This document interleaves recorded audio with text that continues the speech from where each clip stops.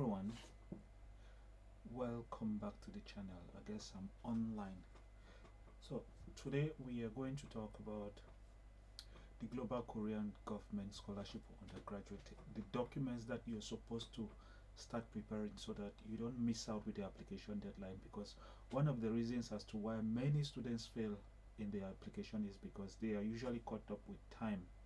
Time is very important, especially in most developing countries, because you have to go to the embassy and get your documents. Not necessarily the embassy, but the embassy is one of the areas where you must make sure you visit if you're thinking about applying for the Global Korean Government Scholarship. Actually, you have to go to your Ministry of Education, Ministry of Foreign Affairs, and then end up at the South Korean government embassy or their consulate. It all depends, because for some countries they have only a consular service, and for others they have the embassy. For some they have both, but in some cases like that, the consular service is in charge of getting documents ready for students who want to apply to study in South Korea. It is very important that you make sure you follow the process for applying for the Global Korean Government Scholarship. So today in this video I'm going to tell you how you can go about getting the documents, the correct documents at the right place, and then start getting yourself prepared. And then I'll tell you the 3 different documents that you must make sure you authenticate, because the thing is, I keep on getting messages from people who probably just discovered the Global Korean Government Scholarship like recently. I don't know if, just give me a second, my microphone was very far. I hope I don't destroy the setup here.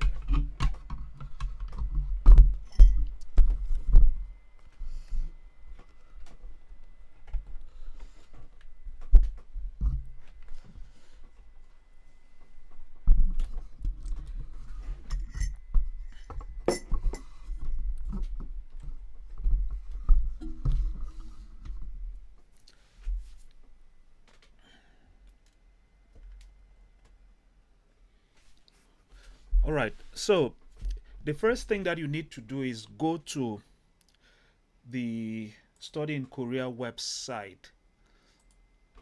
So you would have to type Study in Korea website. I guess my screen is being shared. Let me go to Facebook and also make sure I share it there on Facebook, because I want to make sure everybody is available for this streaming. Okay.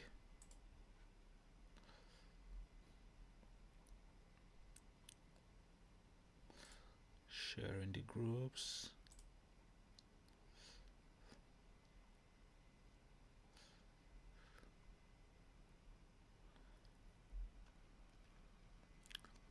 Where is it? Okay, this is it. Okay.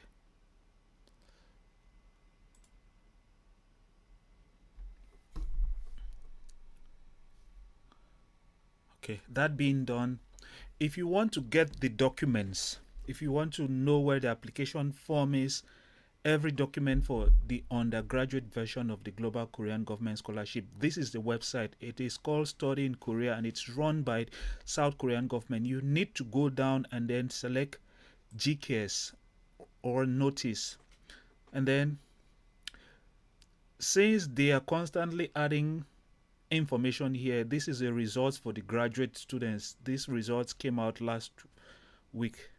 The final results came out about 2 days ago on the 28th.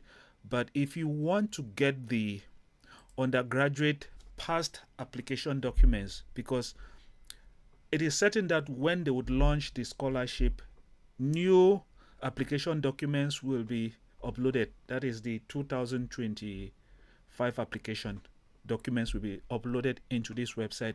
So you need to make sure you go down to page 3 and then go to the 9th month 2023, 9/11. That's when the undergraduate version for those who are currently studying in South Korea in 2024 applied. They applied last year, the 9th month, and then studied in 2024. So this year in September, by the 9th month, maybe the second week of, is it August? Yeah, September. The second week of September, they'll probably announce the Global Korean Government Scholarship for Undergraduate. So this is it. You go and click on it, and then when you go down, you'll find this information. You have to keep on going down, and then you'll find the application guideline. It is in PDF. And then this is application form. This here is the application guideline in Korean language, but I guess many students do not have any information about Korean language as of now. And then these are frequently asked questions. It's very important to make sure you read the frequently asked question, because there are certain questions that people ask me that are already in the application or the frequently asked questions. It's very important that you make sure you read every document about every scholarship.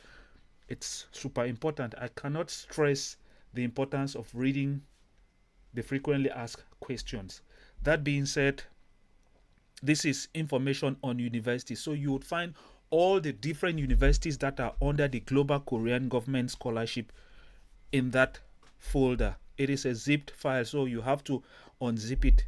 Zip means the document is too big and they've compressed it to make it smaller, so you would have to uncompress it. And then this is basically the poster announcing the scholarship last year. So it's not something that is very important. It's just a normal poster.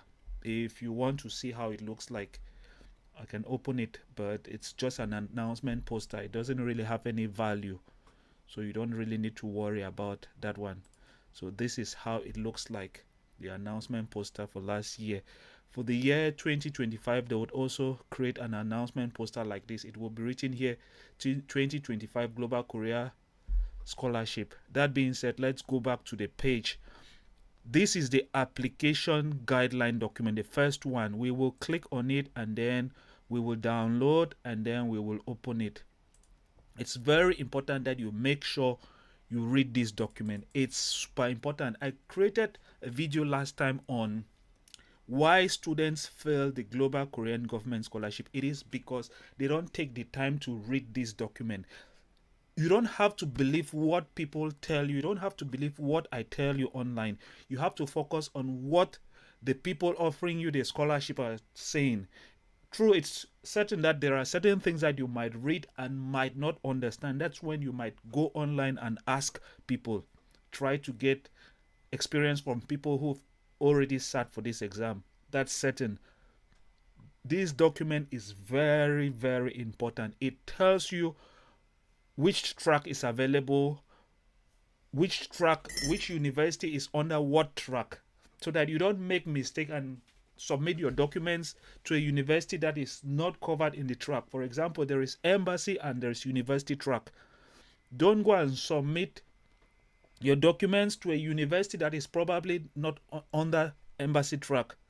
When you're thinking about applying for embassy track, don't go and also submit your documents to the university when maybe that university is not under university track, it's only under embassy track, because it's important to know that some universities might not fall under both track. It's very important that you try to go through this document. And another thing that you must know, whenever they are giving you a scholarship, it's important that you make sure you know the objectives of the scholarship. Why is the Korean government giving you a scholarship? It's not because they like you. They are giving you the scholarship for a particular purpose. Go and learn about Korean culture, and then be an ambassador of South Korea to your home country and to the world. They want you to actually make sure you learn, become an ambassador in your home country, and then share that knowledge.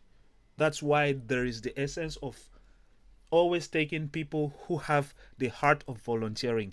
For those who have a heart of volunteering, they usually get a scholarship. It's because they cannot educate you and then you keep the knowledge to yourself. They want somebody who is actually going to share that knowledge.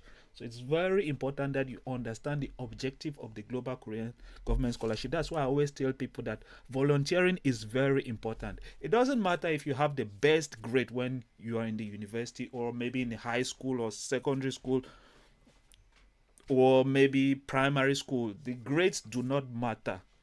Yes, the grades matter, but They want to see the other part of you after education. What do you usually do once you're done with school? It's very important that you take into account that. That's why I usually tell people that volunteer, it doesn't pay. For some people, they might find a volunteering job that actually pays. For some, they might find a volunteering job that doesn't pay. Also, awards are also very important. So this is it for associate and then bachelor's degree. And then there's always the issue of quota. You need to know all of this information: general, overseas, Korean, subtotal, UIC, university, industry, corporation, regional university, associate. You have to know all of these terms. I cannot go into the details of all of these terms because I have other videos on the channel where I talked about this application guideline. I think it is titled the Global Korean Government Scholarship Undergraduate Application Guideline Explained. You need to go through this document. The reason as to why I opened this document is because you need to know that there are two types of tracks: embassy and university track. And under embassy track, there is type A and then there is type B, and these are the universities. It's very important. And then there is university track. You have under university track, you have subs. There is UIC and then there is regional, and then you now have associates. It's very important that you understand these concepts. I cannot go into the details of these concepts, but like I said, I'm always online henceforth every Sunday, 8 p.m. Korean time. I might come in late, but know that I'm always online between 8 and 9 Korean time. Right now, it's night in Asia or in Korea because other Asian countries have different times. That being said, there is a quota section here. You have the different universities. Most countries have one. Most countries have one for general, and then probably one for regional. It doesn't, we are not going to get into the details of this. If not, the video will be very long. The reason as to why I came to this page is because I want you to know where to get the forms, and also for you to understand that there are certain documents that you must start preparing, because now it's already the 30th of June. Tomorrow is going to be July, and then the next month is August. By September, they would announce the scholarship, which means you have approximately 2 months and probably 2 or 3 weeks before they launch the scholarship, or maybe 2 months, 2 weeks. So it's very important that you start getting these documents ready. The first one is the document that is going to prove your nationality. In most cases, they use a birth certificate. A document that is going to prove your nationality should have your name. It should have the names of your parents. It should have the name of your mom and your dad. If it happens that one of your parents is no longer alive, you need to provide a document, a government document that says that one of your parents is no longer alive. If it happens that one of your parents' name is not on your birth certificate, you need to get a document from your government explaining that one of your parents' name is not on your. Either way, if any of the documents that you're using to provide or show your nationality does not contain one of the parents, you need an explanatory document from your home government. That's or if it happens that they are alive but you don't have a birth certificate, you can then decide to use passports. Use passports. You have to authenticate their passports. Before, they did not require people to authenticate birth certificate, but authenticate your birth certificate and also authenticate your passports. If you don't have a birth certificate, let me explain it again. If you don't have a birth certificate, authenticate your passports. If you don't have a birth certificate, authenticate your passport. Authenticate the passport of your parents, your mom and your dad. If you don't have a document, if you don't have a passport, then you need to make sure you get a document, a national document that can prove your nationality. For South Korea, they have a document called Certificate of Family Relationship. For example, whenever I want to do something important in South Korea, I usually go to Guchong. Guchong is like the city council. When I go to that office, they usually give me a document that has my name, it has the name of my wife, and it has the name of my 2 girls. And it carries their date of birth, their nationality. That document can be used for me to, like, if I want to say go back to school, maybe do another master or another PhD. If I need to prove my nationality, that document carries my nationality. I don't need to go back to my home country to get that kind of document. I can just get it from South Korean government because I'm already in the system. They know my nationality. They know everything about me. They know about my family. So if you don't have a birth certificate, you need to find your passports, your own passport, the passport of your mom, the passport of your dad. If you don't have a passport, you need to look for another official government document that says that you are maybe from India. It should carry the name of your father, your mother. It should also carry their nationality. It's very important. I cannot overstress that information. And then the next document that you must make sure you have ready is your degree certificate. No, since we are talking about undergraduates, it's supposed to be your high school graduation certificate. Make sure you have a document that says that you've already graduated from high school. If it happens that maybe you will graduate by December or maybe January, because you must make sure you graduate before the commencement, there would be a deadline. There will be a deadline. Usually it's always the 30th of December. When the application guideline will come out, they will tell you you can only apply if you know that you would complete high school by the 30th of December 2024. So if you know you will graduate from high school this year, if you are still in high school, it's very okay for you to apply with a certificate of expected or expectant graduation. So you need to get a document from your school saying that you will graduate this year. The graduation date should be on that document. It's very important. That's the only way you would succeed in this. I remember I received a message from somebody. The person was asking about SNU. The person was asking about Seoul National University, and there is an area where they were talking about the 12th grade. If you want to apply while still in school and you are probably in the 12th grade, make sure that you're certain that you will graduate by December 30th. But you must provide a document that shows that, okay, for example, South Korea has 2 semesters or 2 school years in a year. There is the spring and there is the summer. The document, your transcript should carry your results of the first semester of 12th grade, and then it's only the second semester or the final semester of 12th grade that you might not have. But you must provide a document that says that, okay, you will graduate in December, and then the second document now is the transcript, or the third document is the transcript. Your transcript should carry the first semester of your final year at the 12th grade. So it's very important that you make sure you are only lacking the last semester results in your transcript, and it should come up later because they can evaluate you with the past grades. But if they offer you the scholarship and if they notice that, okay, you had said that you will graduate by December and the results are not yet out, they can ask you to provide that final result transcript. So it's very important that you take into account the fact that you can apply pending graduation, but you must make sure you provide all your transcripts of results. It's only the last semester of graduation that should be missing.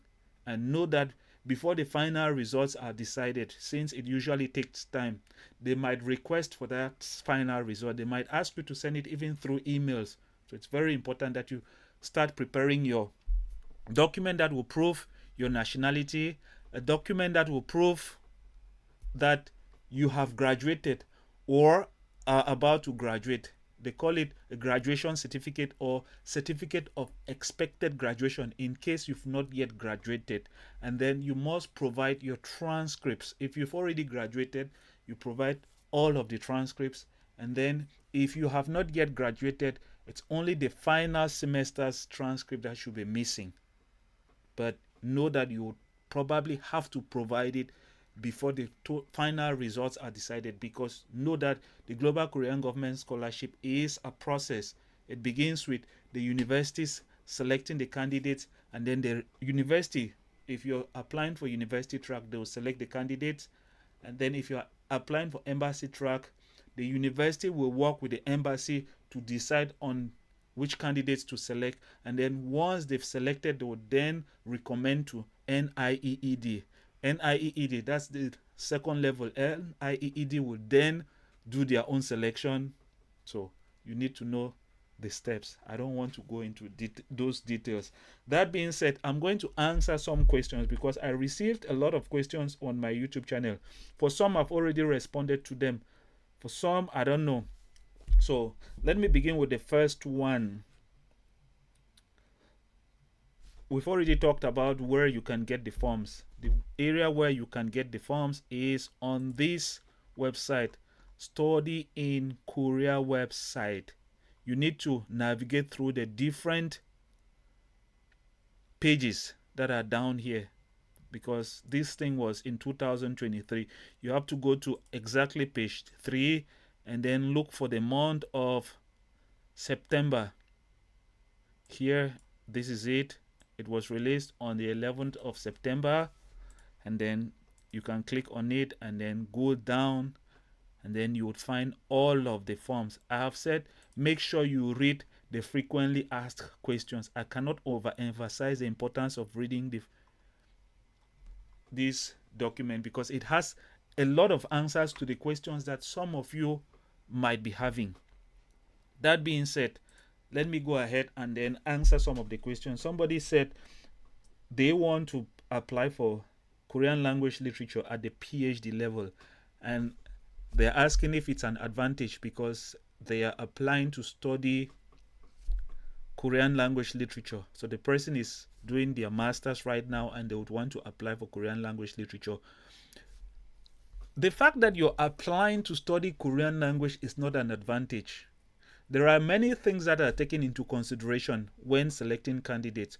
For example, you're going to study Korean language literature. They might take into account your level of Korean language. Do you have some mastery of Korean language? Do you have a document to prove that you understand some Korean language? For example, at least a minimum of topic level 3, that is test of Korean language proficiency. Do you have at least level 3? That is very important. The higher the better. If you have topic level 4, topic level 5, topic level 6, it's even phenomenal. You stand a greater chance. Then the next thing is your motivation for your studies. How motivated, how passionate are you in your application for the scholarship? And this is where you have to demonstrate your passion, your motivation for your scholarship through your writings. Your statement of purpose is very important. Speaking about statement of purpose, I've decided that this time around I'll read 10 statement of purpose for people who would want me to review their statement of purpose. But there are some conditions that I'll have to look and then decide. For example, on my Facebook page, if you're following me on my Facebook page, the number of times that you're sharing and liking will determine my decision, our decision, because I work with a group of people on deciding if we will review your statement of purpose and then give possible recommendations. And then for study plan, it's going to be the same. And then in case you have any other documents, any other problems, for example, some people have issues with for some countries they have 3 semesters in 1 year. They're like asking, how do we go about filling out the application form? Yeah, those are very serious questions that we can answer also. So it will all depend on how engaged you are with us, how engaged you are, especially on the Facebook and YouTube channel, as well as on Instagram, because I'm live on all of them right now. If I see that you're engaged, because there is no way we are helping somebody who is not also helping us. So make sure you're engaged by sharing, liking the post.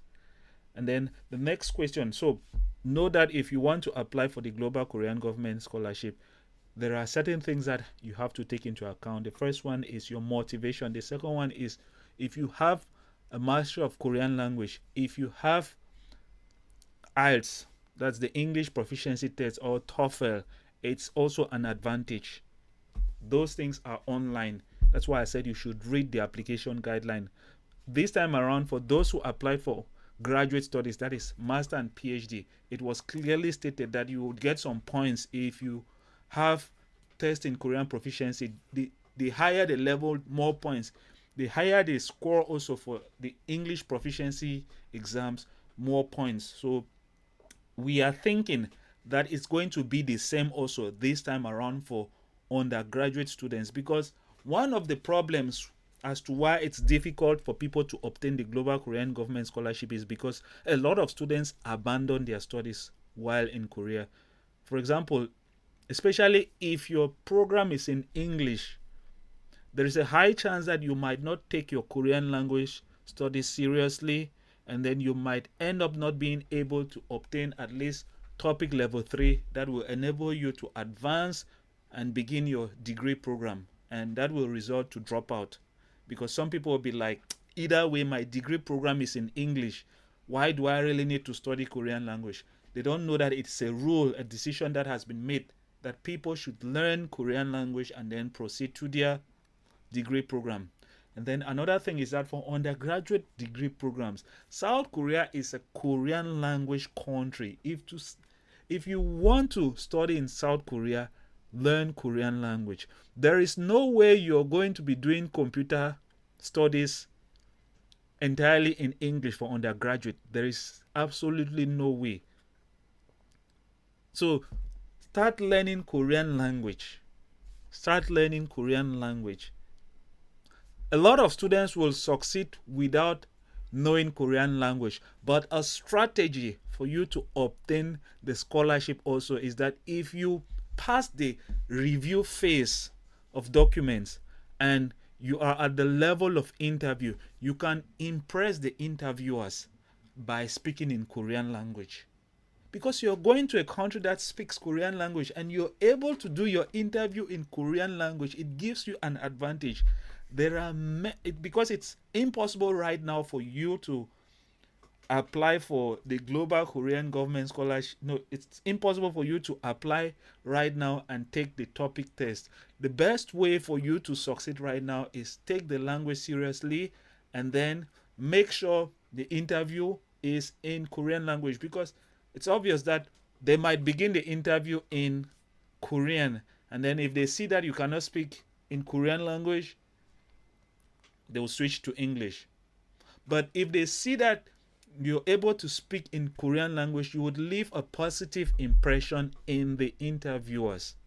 So if you have not yet started learning Korean language, this is a simple trick that many students have used to succeed in the scholarship, by impressing the people interviewing them by speaking in Korean language. Even if you're struggling, it's a means of making them laugh and smile that at least you're making an effort. So take Korean language seriously if you really want to obtain the scholarship. So having Korean language is not an advantage, but it is at the same time advantage. I'm basically trying to make you understand that do not ignore your motivation for studies. If you know Korean language or you're applying to go and study Korean language, but your writings are a mess, it's not going to favor you in the application process. And then the next one is portfolio required. If I apply for theater studies at Dongkyu University, for portfolio, some universities will require you to provide a portfolio, and also some universities will require you to have a certain topic score before applying to study in some departments. For example, if you're applying to do nursing, I think at Yonsei University in Seoul, you must make sure you have at least topic level 5, because you will not do Korean language class. So you have to read every document and understand the conditions that have been set by the universities. I said to somebody that true, the universities are no, through the government is the one offering you the scholarship, but the university is the one that is training you. So the university sets the rules while the government pays your tuition. So even if the government is paying your tuition, the government cannot impose rules on the universities to follow. So if the university says for nursing at Yonsei University, you must make sure you already have topic level 5 before applying. The government cannot say no. The students will come and study Korean language before proceeding to their degree program. What is the proof that the students will actually go to Korea, learn Korean language, and are able to understand Korean language very well before proceeding? These are medical fields. All of these science-oriented fields, you have to be very careful with them. For example, if they call iron, they call some of those chemicals in Korean language that we know, all of those chemicals, those scientific words in Korean language. Note that the Korean language that we use on a daily basis is different from Korean language that you will face in class. It's very important that you know, because also note that the Korean language that they speak in classroom is different from the Korean language that they speak on the street. So you might be at school, but the teacher speaks, I understand. When I go out, people speak, I don't understand what is happening. It's because people speak almost informally outside. For example, let's say you want to say, I'm going home. In the university, the prof, when they are teaching you, they will say, Chibeka mida, but you're outside, Chibeka. You're like, what is this person saying? The person is basically saying the same thing, but it's just that they are less formal in the street. And it's even worse if you're working for some companies. If you're working for an office, it will be formal Korean language. But those that are bigger than you, like your bosses, will talk to you in an informal way, and sometimes it might also be difficult for you to understand. So you have to take into account that fact. So if you want to apply, take into account the conditions. We've already said some universities will require you to have a certain level of topic before applying, especially Yonsei if you are applying to do nursing. Some universities will require you to have a certain portfolio, especially if you're doing all of these arts type of things, drama and the rest. It's the same thing even for the AMA Plus scholarship. They would require you to have a certain level of Korean language before they will admit you to do a particular degree program. So those are things that I said that the reason as to why people waste their time and money applying for scholarships and don't succeed is because they don't read the documents well to understand the rules of the scholarship, the rules of the majors that they are applying for. So you have to make sure now you still have 2 months. Start reading those documents. Take your time to read the documents page by page. If it happens that there is something that you don't understand, go online. I have Facebook groups for Korea. I have Facebook groups for other things in Korea. I have YouTube. Other people have other Facebook groups. Go and ask your questions there. Don't sit and be doubting. It's very important. Next thing is, does only SNU offer MBBS for undergraduate? MBBS is a very expensive degree program. You have to know that Korean government has already decided on the amount of money that they are spending for every student for an undergraduate degree. So for example, let's say if you have to do an undergraduate degree for 4 years, they've decided that, okay, every year from your tuition to your feeding, that's your monthly allowance and everything, they are going to spend, those things are online. They are going to spend, let me just take an approximate amount, they are going to spend 15 million won every year for you. But if you want to do MBBS will probably cost them 25 million won. That's why MBBS is only at Seoul National University. They've selected just one university. A majority of the big universities in South Korea, from Aju University to Seoul, Yongnam, Korea University, all of the big universities that you know offer MBBS. Because this is a thing. Every university that you hear the name in South Korea has a hospital. Yeah, every university. Yonsei has a medical university. Korea University has a medical university. Aju University has a medical university. Almost all the big universities that you hear in South Korea, that's why South Korean medical system is one of the best. Even Americans try to take advantage of the system by going to treat themselves in South Korea, and South Korean government has decided this time around to change their visa policy in such a way that if you're leaving one country to South Korea with the intention of wanting to go get medical help, you must have lived in South Korea for at least 6 months before you would obtain their ID card, and then you can then seek medical help. Because a lot of people go to South Korea, even if you want to change yourself, you want to do face surgery, South Korea does all of those things. South Korean medical system is one of the best.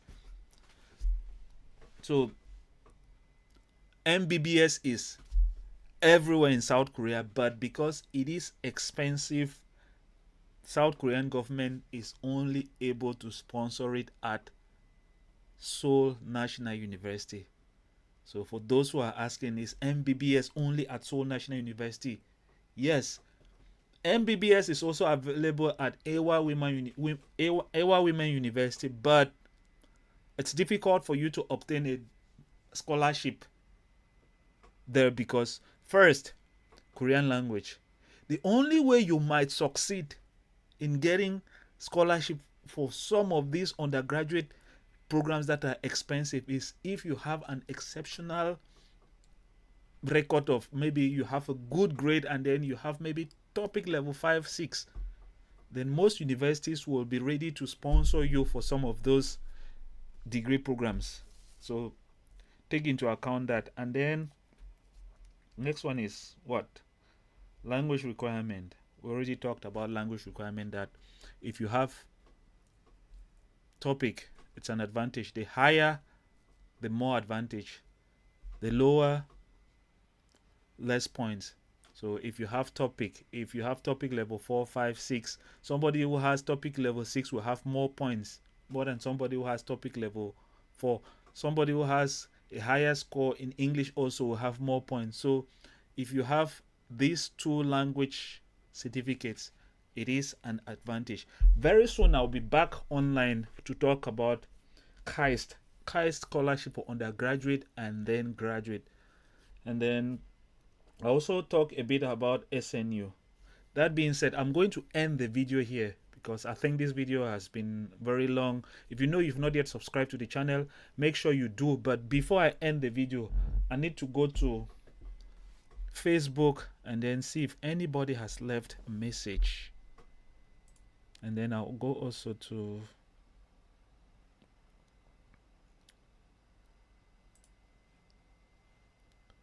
YouTube and check.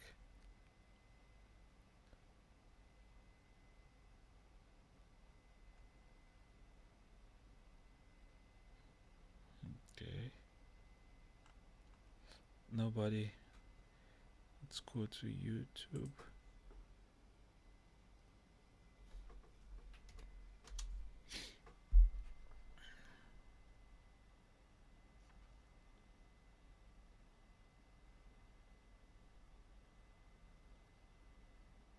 There is a lot that I can talk about South Korea. How you can get a non-teaching job. Everything.